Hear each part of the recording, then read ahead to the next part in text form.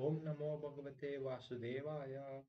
Om Ajnanatimirandasya Jnananjalashalakaya Chakshurunnitam Yena Tasmai Shri Gurave Namaha Shri Chaitanya Manobhishtam Sthapitam Yena Bhutale Swayam Rupa Kadamavyam Dadati Swapadakam Nama Om Vishnupadaya Krishna Prasthaya Bhutale Srimate Bhaktivedanta Swami Niti Namne Namaste Saraswati Deve Gauravani Pracharini Nirvishesha Shunyavadi Paschadya Siddharine जय श्री कृष्ण चैतन्य प्रभु नित्यानंद श्री अद्वैत गदाधर श्रीवासादि गौर भक्त वृंद हरे Krishna Krishna Krishna Hare Hare Hare Ram Ram Ram Hare Hare Hare Krishna Krishna Krishna Hare Hare Hare Ram Ram Ram Hare Hare Hare Krishna Krishna Krishna Hare Hare Hare Rama, Rama Rama, Hare Hare.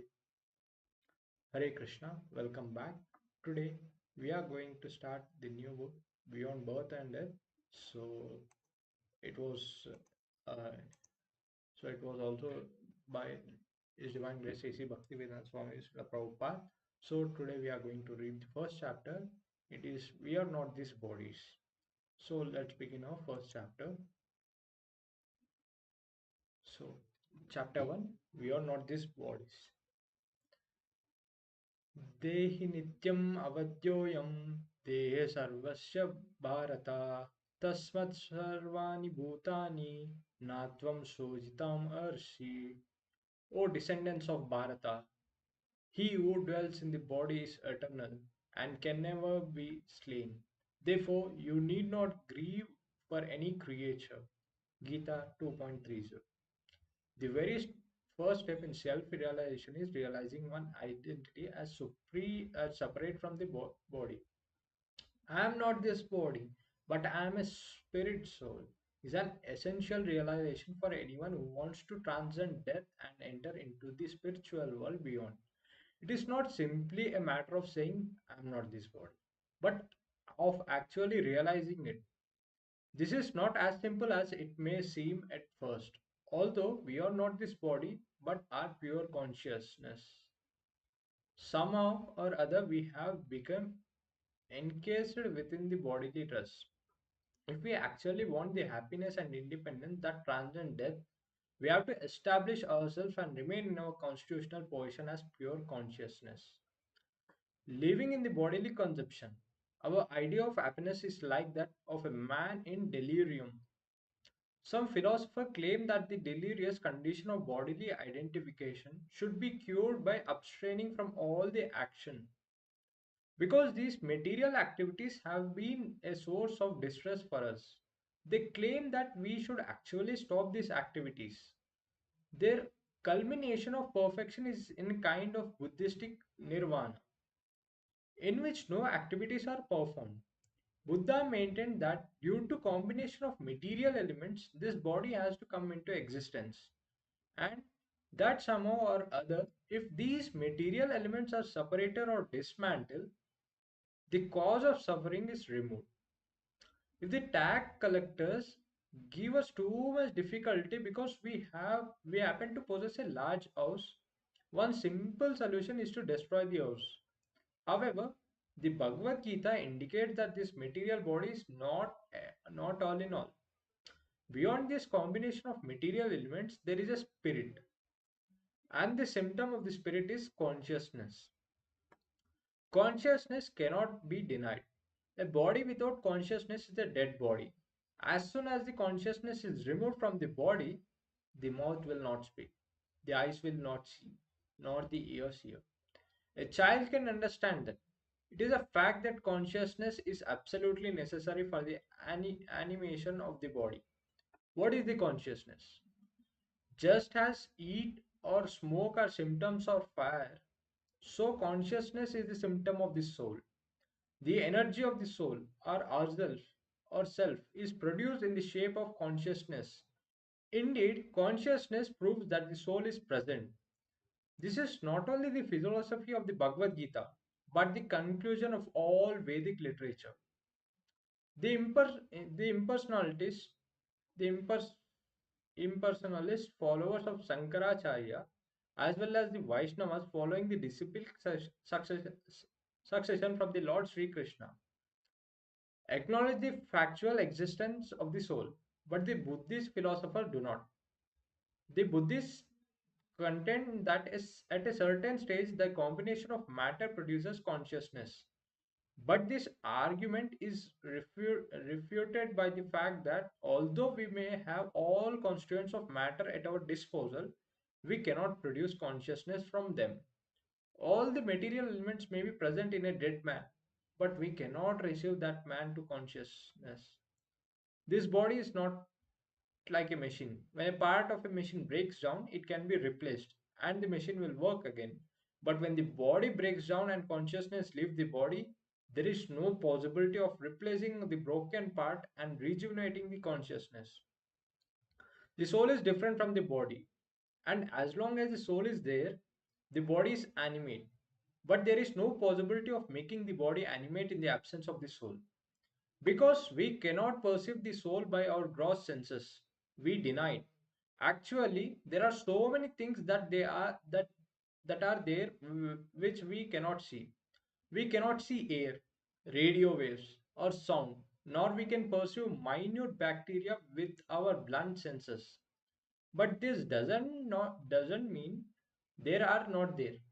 By the aid of the microscope and other instruments, many things can be perceived which had previously been denied by the imperfect senses. Just because the soul, which is atomic in size, has not been perceived yet by the senses or instruments, we should not conclude that it is not there. It can, however, be perceived by its symptoms and effects. In the Bhagavad-gītā, Sri Krishna points out that all of miseries are due to the false identification with the body. Matra sparsastu kaunteya sitostana sukha dukkhada agamamapyenyo nityas tamasthitikasavat bharata. O son of Kunti, the non-permanent appearance of heat and cold, happiness and distress, and their disappearance in due course are like the appearance and disappearance of winter and summer seasons. They arise from sense perception. O Ocean of Bharata, and one must learn to tolerate them without being disturbed. Gita 2.14. In the summertime, we may feel pleasure from the contact with the water, but in the winter, we may shun that very water because it is too cold.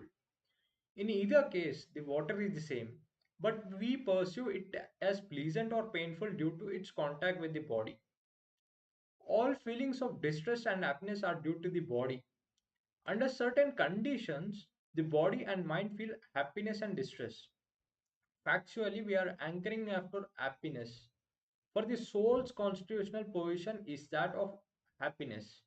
The soul is part and parcel of the Supreme Being, who is Satchitananda Vigraha, the embodiment of knowledge, bliss, and eternity.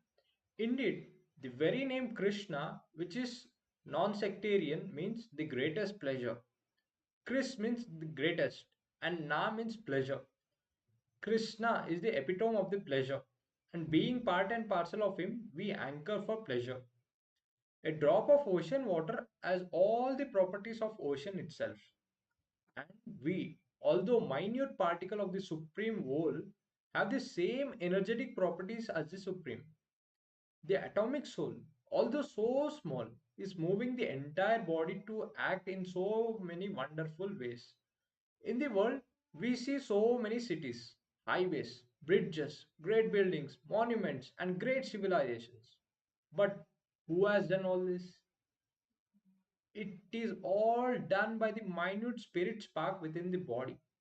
If such wonderful things can be performed by the minute spirit spark, we can begin to imagine what can be accomplished by the Supreme Spirit whole. The natural anchoring of the minute spirit spark is for the qualities of the whole knowledge, bliss, and eternality. But these anchoring are being frustrated due to the material body. The information on how to attain the soul's desire is given in the Bhagavad-gītā. At present, we are trying to attain the eternity, bliss, and knowledge by means of an imperfect instrument. Actually, our progress towards these goals is being blocked by the material body. Therefore, we have to come to the realization of our existing beyond the body. Theoretical knowledge that we are not these bodies will not do. We have to keep ourselves always separate as masters of the body, not as the servants. If we know how to drive a car well, it will give us good service. But if we don't know how, we will be in danger. The body is composed of senses, and the senses are always hungry after their objects. The eyes see a beautiful person and tell us, "Oh, there is a beautiful girl, a beautiful boy, let's go see." The ears are telling us, "Oh, this is very nice music. Let's go hear it." The tongue is saying, "Oh, there is a very nice restaurant with palatable dishes. Let us go." In this way, the senses are dragging us to one place to another, and because of this, we are perplexed. Indriyanam charatam yanmano nividyante tad asya harati parignyam vayurnavam ivambasi.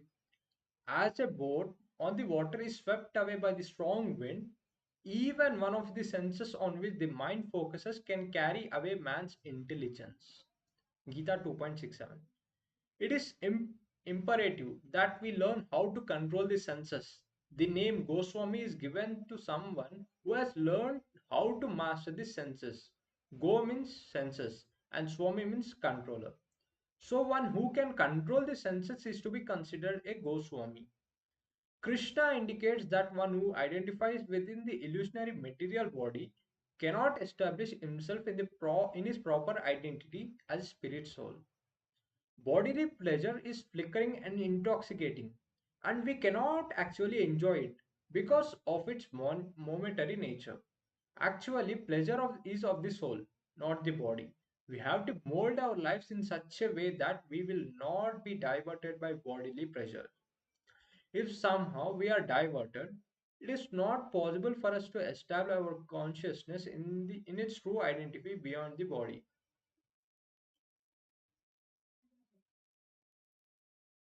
भोगैश्वर्य प्रकाशान्तनां प्रकाश प्रस, प्रसाक्तनं तयत्र चेतसं व्याव्य व्यावसायिकात्मिकबुद्धिः समुदो न विद्यते त्रैगुण्य विषयवेदा निष्ठाङ्गुण्यो भवर्जुन निर्वा निर्ध्वनो नित्यसत्त्वस्तो निर्योगक्षेम atmavan. In the minds of those who are too attached to sense enjoyment and material opulence, and who are bewildered by such things, the resolved determination for devotional service to the Supreme Lord does not take place. The Vedas deal with the subject of the three modes of the material nature. Rise above these modes, O Arjuna. Be transcendental to all of them. Be free from all dualities and from all anxieties for gain and safety, and be established in the self. Gita 2.44 to 2.45. The word Veda means book of knowledge. There are many books of knowledge which vary according to the country, population, environment, etc. In India, the books of the knowledge are referred to as Vedas. In the West, they are called the Old Testament and the New Testament. The Muhammadans accept the Quran. What is the purpose for all these books of knowledge? They are to train us to understand our position as pure soul. Their purpose is to restrict bodily activities by certain rules and regulation. And these rules and regulation are known as codes of morality. The Bible, for instance, has 10 commandments intended to regulate our life. The body must be controlled in order for us to reach the highest perfection. And without regulative principle, it is not possible to perfect our lives. The regulative principles may differ from country to country or from scripture to scripture, but that doesn't matter, for they are made according to of the time and circumstances and the mentality of the people. But the principle of the regulated control is same. Similarly, the government sets down some certain regulations to be obeyed by the city by its citizens. There is no possibility of making advancement in the government or civilization without some regulations. In the previous verse, Sri Krishna tells Arjuna that the regulative principles of the Vedas are meant to control the three modes of material nature: goodness, passion, and ignorance. Traigunya Vishaya Veda. However, Krishna is advising Arjuna to establish himself in his pure constitutional position as a spirit soul, beyond the dualities of the material nature. As we have already pointed out, these dualities, such as heat and cold, pleasure and pain, arise due to the contact of the senses with their objects. In other words, they are born of identification with the body. Krishna indicates that those who are devoted to the enjoyment and power are carried away by the words of the Vedas, which promise heavenly enjoyment by sacrifice and regulated activity. Enjoyment is our birthright, for it is the characteristic of the spirit soul. But the spirit soul tries to enjoy materially, and this is the mistake. Everyone is turning to material subjects for enjoyment and is compiling as much knowledge as possible. Someone is becoming a chemist, physicist, politician, artist, or whatever. Everyone knows something of everything or everything of something, and this is generally known as knowledge. But as soon as we leave the body, all of this knowledge is vanished. In a previous life, one may have been a great man of knowledge, but in this life, he has to start again by going to school and learning how to read and write from the beginning. Whatever knowledge was acquired in the previous life is forgotten. The situation is that we are actually seeking eternal knowledge, but this cannot be acquired by this material world. We are all seeking enjoyment through these bodies, but bodily enjoyment is not our actual enjoyment, it is artificial. We have to understand that if we want to continue in this artificial enjoyment, we will not be able to maintain our position of eternal enjoyment. The body must be considered a diseased condition. A diseased man cannot enjoy himself properly. A man with jaundice, for instance, will taste sugar candy as bitter, but a healthy man can taste its sweetness. In either case, the sugar candy is the same, but according to the condition, it stays different. Unless we are cured of the diseased conception of body life, we cannot taste the sweetness of spiritual life. Indeed, it will taste bitter to us. At the same time, by increasing our enjoyment of material life, we are further complicating our diseased condition. A typhoid patient can eat solid food, and if someone gives it to him to enjoy, and eats it, is further complicating his malady and is endangering his life. If we really want freedom from the miseries of material existence, we must minimize our bodily demands and pleasures. Actually, material enjoyment is not enjoyment at all. Real enjoyment does not cease. In the Mahabharata, there is a verse, Ramante yogino nante, to the effect of the yogino, those who are endeavoring to elevate themselves to the spiritual platform are actually enjoying Ramante, but their enjoyment is Anante, endless. This is because their enjoyment is in relation with the supreme enjoyer, Rama, Sri Krishna. Bhagavan Sri Krishna is the real enjoyer. And the Bhagavad-gītā 5.29 confirms this. Bhoktaram yajna tapasam sarvaloka maheshwaram sudram sarvabhutanam jnatva mam sanatim rachati.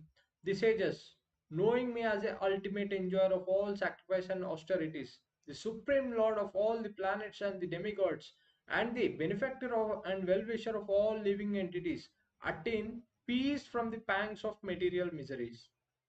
Bhoga means enjoyment, and our enjoyment comes from understanding our position as a enjoyed. The real enjoyer is the Supreme Lord, and we are enjoyed by him. An example of relationship can be found in this material world between the husband and the wife. The husband is the enjoyer, Purusha, and the wife is the enjoyed, Prakriti. The word Pri means woman, Purusha or the spirit is the subject, and Prakriti, Prak, Prakriti or nature is the object. The enjoyment, however, is participated in both by the husband and the wife. When actual enjoyment is there, there is no distinguish that the husband is enjoying more or the wife is enjoying less. Although the male is the predominator and the female is predominated, there is no division when it comes to the enjoyment. On a larger scale, no living entity is the enjoyer. God explained in many, and we constitute those expansions. God expanded into many, and we constitute those expansions. God is one without a second, but He willed to become many in order to enjoy. We have experienced that there is little or no enjoyment in sitting alone in a room talking to oneself. However, if there are five people present, our enjoyment is enhanced. And if we can discuss Krishna before many people, the enjoyment is all the greater. Enjoyment means variety. God became many for his enjoyment, and thus our position is that of the enjoyed. That is our constitutional position and the purpose of for our creation. Both enjoyer and enjoyed have consciousness, but the consciousness of the enjoyed is subordinate to the consciousness of the enjoyer. Although Krishna is the enjoyer and we the enjoyed, the enjoyment can be participated in equally by everyone. Our enjoyment can be perfected when we participate in the enjoyment of God. There is no possibility of enjoying separately on the bodily platform. Material enjoyment on the gross bodily platform is discouraged throughout the Bhagavad-gītā. Matra spashyastu kaunteya shitostana sukha dukkadha agamapayino nityas tamstiti ksava bharata. O son of Kunti, the non-permanent appearance of heat and cold, happiness and distress, and their disappearance in due course are like the appearance and disappearance of winter and summer season. They rise from the sense perception, position of Bharata, and one must learn to tolerate them without being disturbed. Gita 2.14. The gross material body is a result of interaction of modes of material nature, and it is doomed to destruction. Antavanta himideva nitya nityasyokta sarirana anasino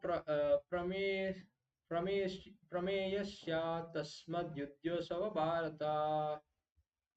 Only the material body of the indestructible, immeasurable, and eternal living entity is subject to destruction.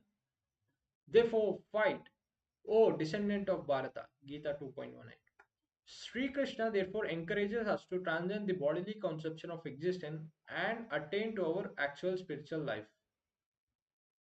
Gunanetam ajyatrin dehi deha samudbhavan janma mrityu jara vyadi dukkher vimokke mrityum asnuthe. When the embodied being is able to transcend these three modes, goodness, passion, and ignorance, he can become free from death, old age, and their distress, and can enjoy nectar even in this life. Gita 14.20. To establish ourselves as a pure Brahma Bhuta, spiritual platform,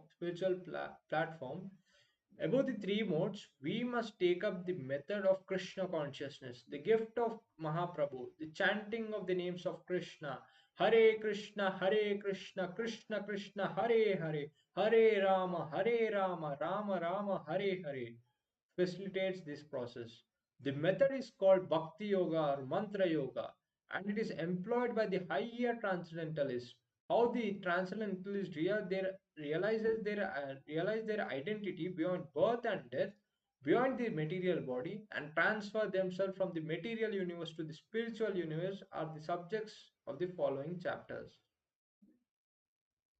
So let's go for the second chapter. Chapter 2, Elevation at Death.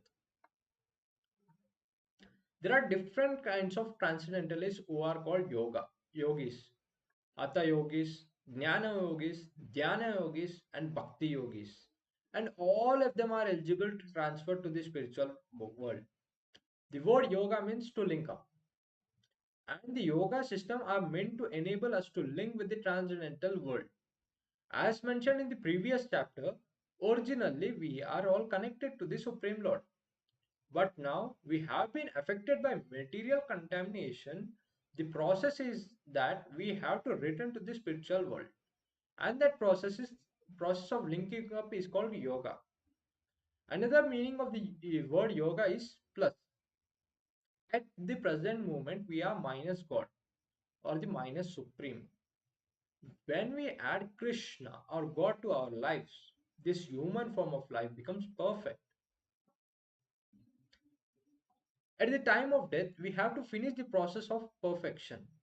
During our lifetime, we have to practice the method of approaching that perfection so that at the time of the death, when we have to give up this material body, that perfection can be realized.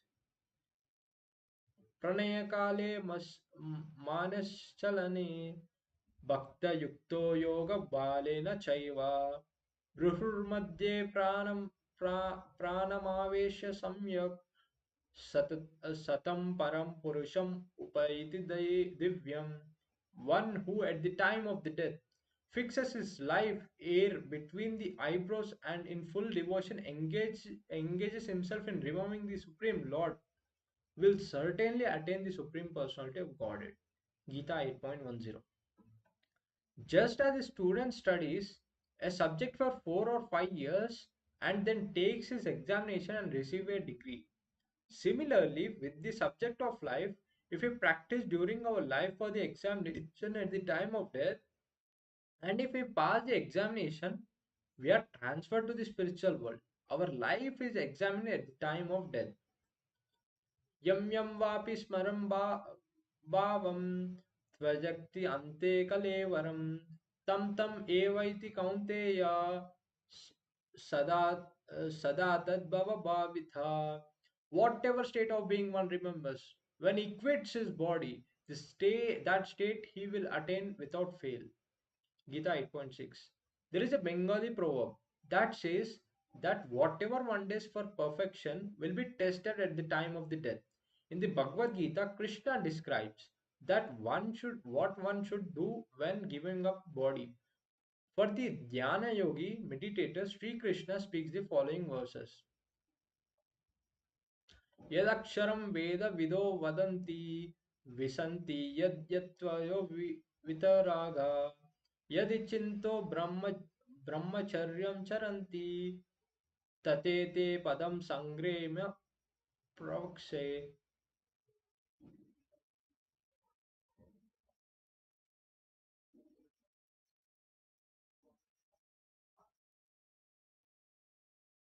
सर्वद्वाराणि संयम्य मनोहृदि निरुध्य च मृत्युन् मृत्युनदयोमन्तः प्राणम् असितो धारणम्.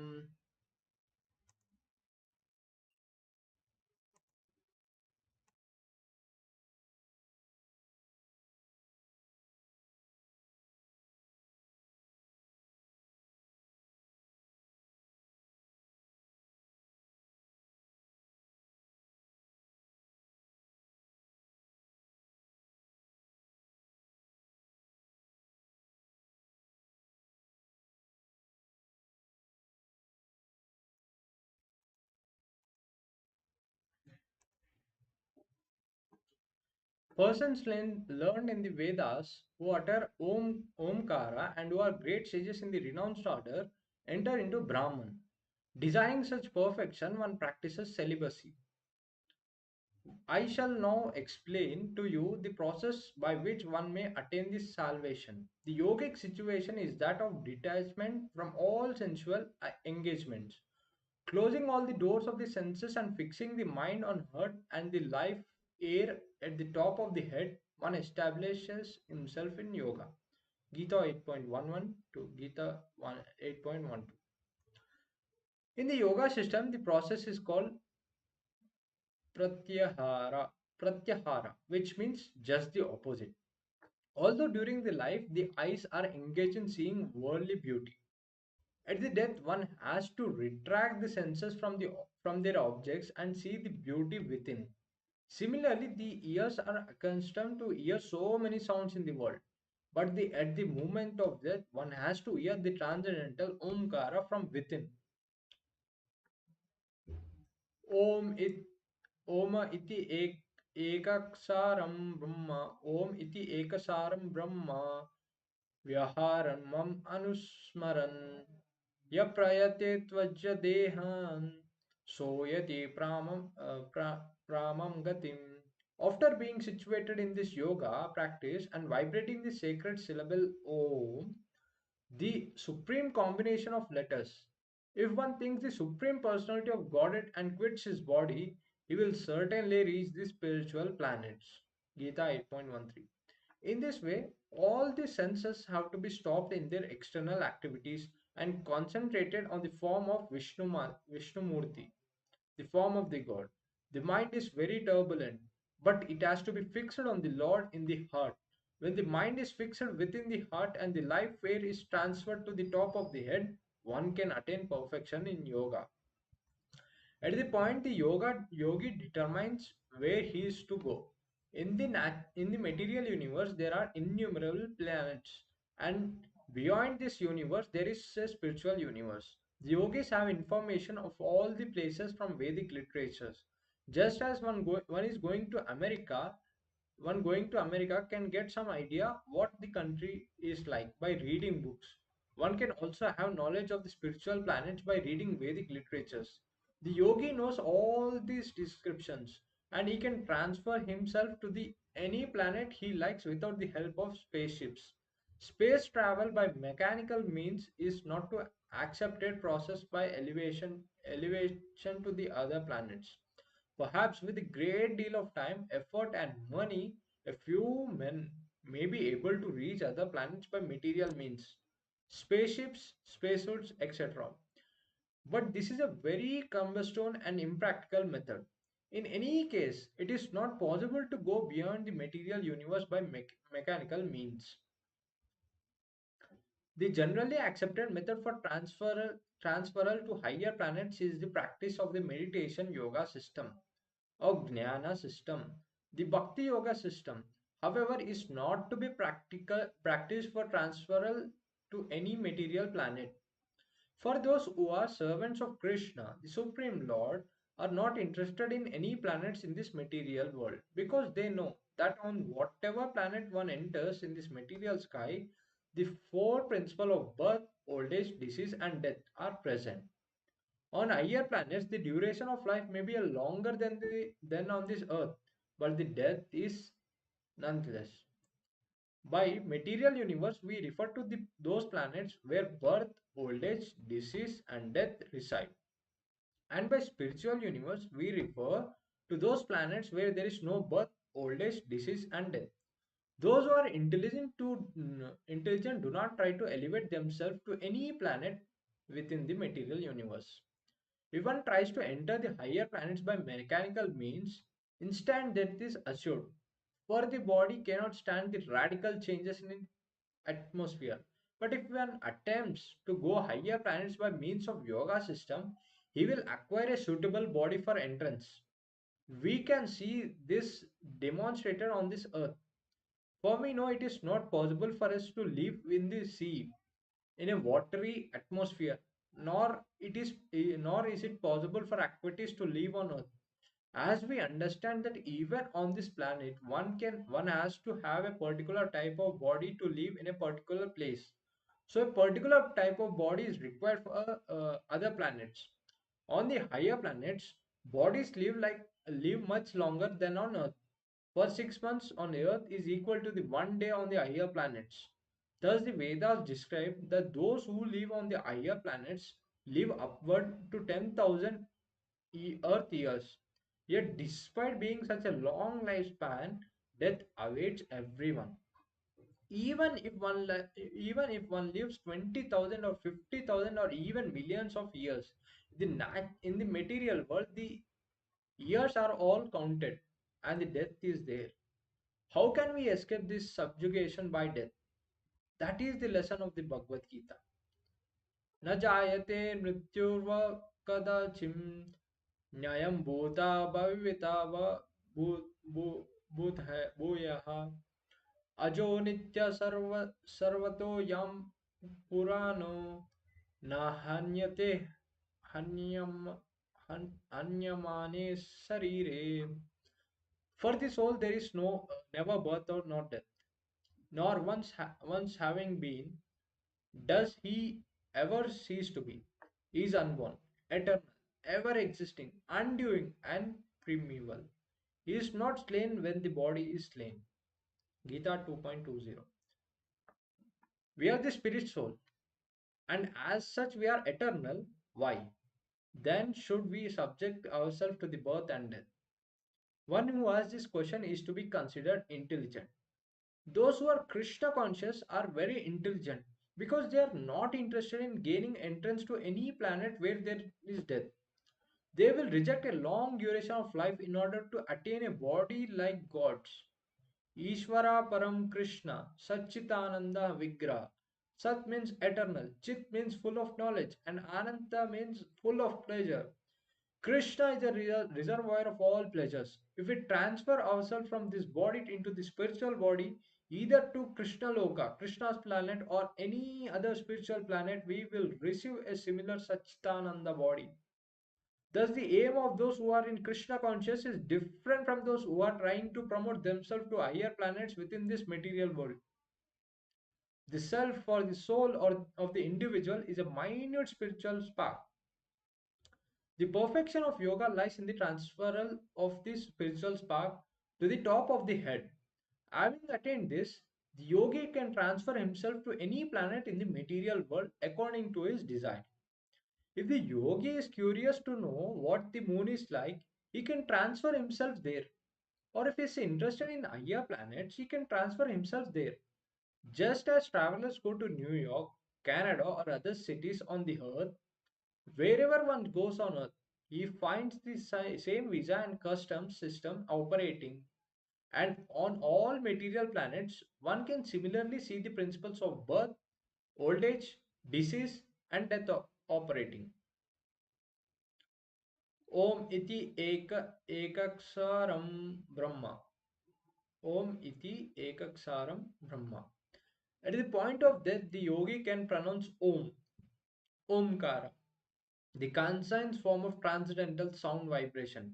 The yogi can vibrate this sound and at the same time remember Krishna or Vishnu Mam Anusmaram. He attains the highest goal. It is the process of yoga to concentrate the mind on Vishnu. The impersonalities imagine some form of the Supreme Lord, but the personalities do not imagine this. They actually see. Whether one imagines him or actually sees him, one has to concentrate his mind on the personal form of Krishna. Anyanya chetas satatam yo mam smarati nityasa तस्यहं सुलभपार्था नित्ययुक्तस्य योगिना.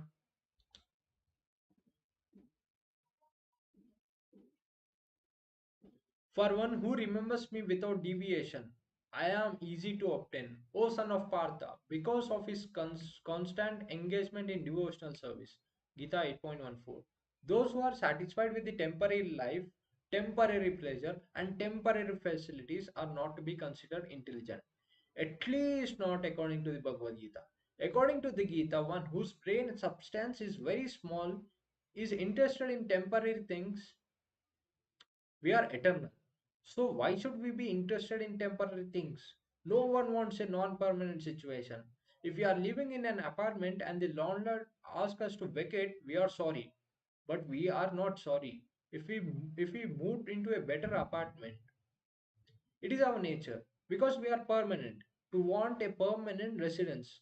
We don't wish to die because in actually we are permanent, nor do we want to grow old or to be deceased because there are all the external or non-permanent states.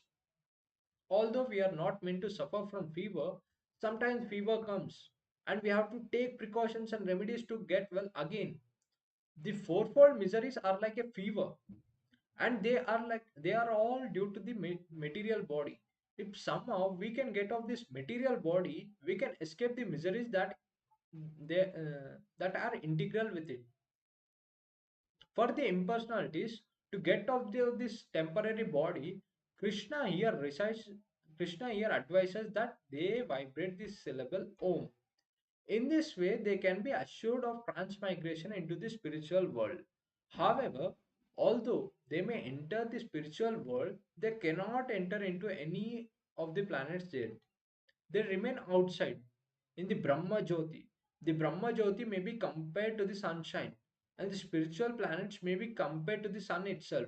In the spiritual sky, the impersonalities remain in the effulgence of the Supreme Lord, the Brahma Jyoti.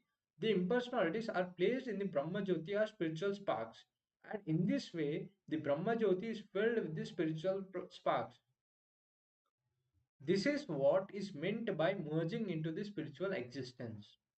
It should not be considered that one merges into the Brahma Jyoti in the sense of becoming one with it. The individuality of the spiritual spark is written, but because the impersonalities do not want to take a personal form, is found as a spiritual spark in the effulgence. Just as the sunshine is compared of so many atomic particles, so the Brahma Jyoti is so the sunshine is composed of so many atomic particles, so the Brahma Jyoti is composed of so many spiritual sparks. However, as living entities, we want enjoyment. Being in itself is not enough. We want bliss, ananda, as well as being sat. We want bliss, that is ananda, as well as being sat. In this entirely, the living entity is composed of three qualities: eternality, knowledge, and bliss. Those who enter impersonally into the Brahma Jyoti can remain there for some time in full knowledge that they are now merged homogeneously with Brahman, but they cannot have the external ananda, eternal ananda, bliss, because that part is wanting. One may remain alone in the room for some time and may enjoy himself by reading a book or engaging in some thought. But it is not possible to remain in that room for years and years at a time, and certainly not for all eternity. Therefore, one who merges impersonally into the existence of Supreme, there is no chance of falling down again into the material world in order to acquire some association. This is the verdict of Srimad Bhagavatam. Astronauts may travel thousands and thousands of miles, but if they do not find rest on some planet, they have to return again to Earth. In any case, rest is required. In the impersonal form, rest is uncertain. Therefore, Srimad Bhagavatam says that even after much endeavor, if the impersonality enters into the spiritual world and acquires an impersonal form, he returns again into the material world because of neglecting to serve the Supreme Lord in love and devotion. As long as we are on the earth, we must learn to practice to love and serve Krishna, the Supreme Lord. If we learn this, we can enter into those spiritual planets. The impersonality's position in the spiritual world is non permanent. For out of the loneliness, he will attempt to acquire some association because he does not associate personally with the Supreme Lord. He has to return again to this world and associate with the conditioned living entities there. It is of the utmost importance, therefore, that we know the nature of our constitutional position. We want eternity, complete knowledge, and also pleasure. When we are left alone for a long time in the personal Brahma Jyoti, we cannot have pleasure, and therefore we accept the pleasure given by the material world. But in Krishna consciousness, real pleasure is enjoyed. In the material world, it is generally accepted that the highest pleasure is sex. This is the perverted reflection of this sex pleasure in the spiritual world, the pleasure of association with Krishna. But we should not think that the pleasure there is like this sex pleasure in the material world. No, it is different. But unless sex life is there in the spiritual world, it cannot be reflected here. Here it is simply perverted reflection. But the actual life is there in Krishna, who is full of pleasure. Therefore, the best process is to train ourselves now, so that at the time of the death we may transfer ourselves to the spiritual universe, to Krishna Loka, and there associates with Krishna. In Brahma Samhita 5.29, Sri Krishna and his abode are described thus. Chintamani prakara samasau kalpa vriksha लक्षस्वरेतु सुरभिर आदि अभिपल्यन्तां लक्ष्मी सहस्र शत सम्रास सेव्यमानं गोविन्दमादिपुरुषं तमहं भजामि. I worship Govinda, the premier Lord, the first progenitor, who is tending the cows, fulfilling all desires, in abode built with spiritual germs, surrounded by millions of wish fulfilling trees, always served with great reverence and affection by hundreds and thousands of Lakshmis or Gopis. This is the description of Krishna Loka. The house are made of what is called touchstone. Whatever touchstone touches immediately turns into gold. The trees are well wishing trees or desire trees, for who can receive from them whatever he wishes. In this world, we can get mangoes from mango trees and apples from apple trees, but there from any tree, one can get whatever he desires. Similarly, the cows are called surabhi, and they yield an endless supply of milk. There are descriptions of spiritual planets found in the Vedic scriptures. In this material world, we have become acclimatized to the birth, death, and all sorts of suffering. Material scientists have discovered many facilities for sense enjoyment and destruction, but they have discovered no solution to the problems of old age, disease, and death. They cannot make any machine that will check death, old age, or disease. We can manufacture something that will accelerate death, but nothing will stop death. Those who are intelligent, however, are not concerned with the fourfold miseries of material life, but with the elevation of the spiritual planets, but with elevation to the spiritual planets. One who is continuously in trance, Nitya Yuktasya Yogina, does not divert his attention to anything else. He is always situated in trance. His mind is always filled with the thought of Krishna without deviation. Ananya Cheta Satatam. Satatam refers to the anywhere and anytime. In India, I lived in Vrindavana, and now I am in America. But this does not mean that I am out of Vrindavana. Because if I think of Krishna always, then I am always in Vrindavana, regardless of the material designation. Krishna consciousness means that one always lives with Krishna on the spiritual planet, Goloka Vrindavana, and that one is simply waiting to give up this material body. Smarati Nityasa means Smarati Nityasas means continuously remembering. And for one who is continuously remembering Krishna, the Lord becomes Tasyam Sulabha, easily purchased. Krishna himself says that he is easily purchased by this Bhakti Yoga process. Then why should we take any other process?